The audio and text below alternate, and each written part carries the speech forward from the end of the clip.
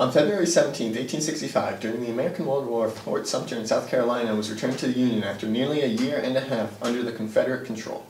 Also on February 17th, but in 1909, Apache Chief Geronimo died in captivity at Fort Sill in Oklahoma. American politician Wendell Willkie was born in Elwood, Illinois on February 18, 1892. On February 19, 1942, internment of Japanese Americans began after President Franklin D. Roosevelt issued an executive order requiring that those living on the Pacific coast to report for relocation.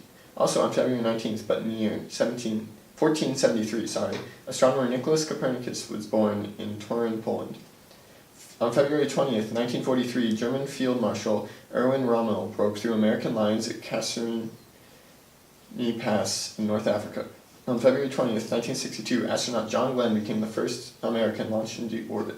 On February 21st, 1972, President Richard Nixon arrived in China for historic meetings with Chairman Mao Zedong and Premier Zhou Enlai. On February 21st, 1994, CIA agent Aldrich Ames was arrested on charges he spied for the Soviet Union from 1985 to 1991.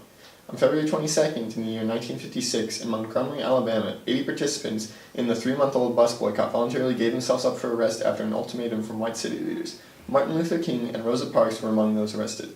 Later, in 1956, the United States Supreme Court mandated desegregation of buses.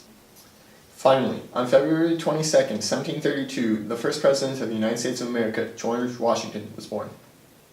Welcome to your weekly weather with Weatherman Fleming. Don't worry, this is going to be a pretty normal broadcast because we're done trying concepts for now. Anyways, we got cheated out of snow, again on Wednesday. Just when we thought we had lost all hope of snow, we regained it, and then our hopes and dreams for snow were crushed. Oh well, at least we got a 2-hour delay from it. That front, however, did bring snowfall to northern parts of the state as it moved along the east coast. Also, the nation has not yet escaped the dangers of winter weather precipitation. Just a reminder, winter precipitation can wreak havoc on roads and pose a flooding danger, so be sure to use caution while driving. Now for the national weekend weather. Rainfall is expected to cover the eastern half of the U.S. on Saturday, with the exception in New England, which should experience rainfall early Sunday as the front moves northeast.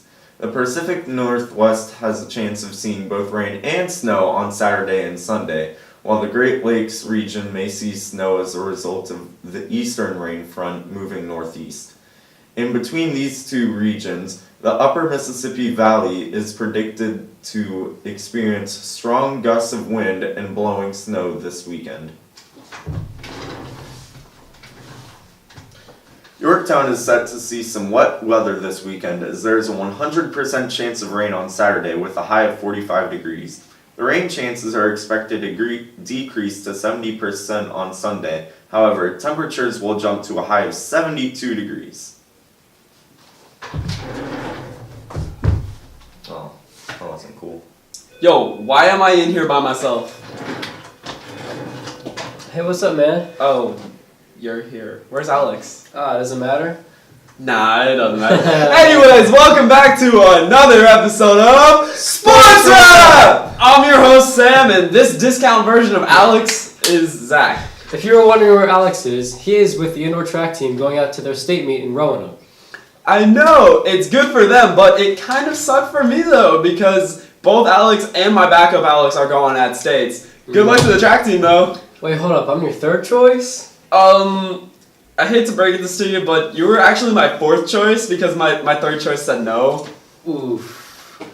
Now it's time for some college hoops. There was a crazy game that took place on Wednesday between UNC and Duke. UNC pulled the upset with an 88-72 win over the number 1 seeded Duke. You know what I'm upset about though? Zion's foot blowing right out at the end of the game. Like he went to plant his foot and his foot just came out of the shoe. That's disgusting.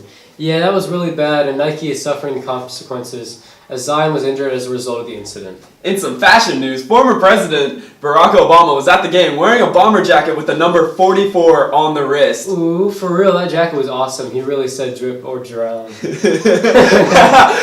for some action in the NBA.